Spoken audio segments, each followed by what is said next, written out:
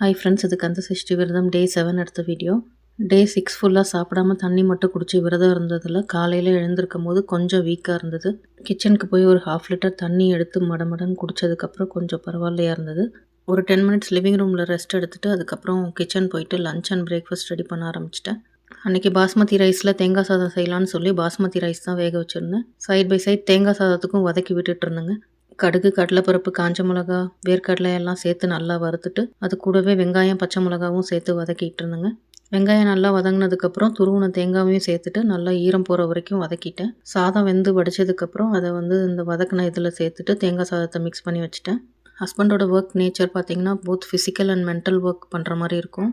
அதனால் லஞ்ச் பாக்ஸில் எப்பயுமே எக் இருக்கும் அவங்களுக்கு. பொண்ணுமே லஞ்ச் மட்டும்தான் ப்ராப்பராக சாப்பிட்றாங்கிறதுனால அவளுக்கும் எக்கு கண்டிப்பாக டெய்லியும் ஒன்று கொடுத்துருவாங்க. அதனால் அன்றைக்கும் முட்டையில் சால்ட் அண்ட் பெப்பர் சேர்த்து நல்லா அடித்து ஆம்லெட் போட்டு வச்சுட்டேன்.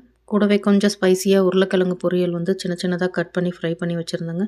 லஞ்ச் பேக் பண்ணதுக்கப்புறம் பிரேக்ஃபாஸ்ட்டுக்கு ப்ரெட்டை டோஸ்ட் பண்ணிவிட்டு 2 பேருக்கும் 2 ஃப்ரைட் எக் வச்சு கொடுத்துட்டேன். ப்ரெட்டில் காக்கமாலி தடவிட்டு ஃப்ரைட் எக்கும் வச்சு சாப்பிட்டுக்கிட்டாங்க 2 பேரும். அன்றைக்கி நைட்லேருந்து ஃப்ரீசிங் வெதர் ஸ்டார்ட் ஆகுதுன்னு அலர்ட் வந்திருந்தது.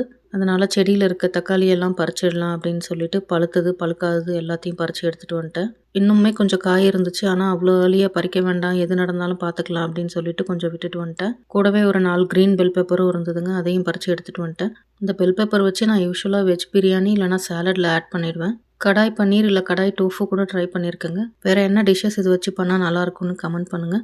கொஞ்சம் மணத்தக்காளி பழமும் இருந்ததுங்க, அதையும் கலெக்ட் பண்ணி எடுத்துகிட்டு வந்தேன். அதுலேருந்து சீட்ஸ் கலெக்ட் பண்ணி நெக்ஸ்ட் சீசனுக்கு யூஸ் பண்ணிக்கலான்னு எடுத்துகிட்டு வந்திருந்தேன். அன்றைக்கி டே 7 மார்னிங் டு ஆஃப்டர்நூன் இப்படி மேனேஜ் பண்ணிட்டேங்க. அடுத்த வீடியோவில் நான் கந்த சஷ்டி விரதம் எப்படி கம்ப்ளீட் பண்ணேன்னு பார்க்கலாங்க. பாய்.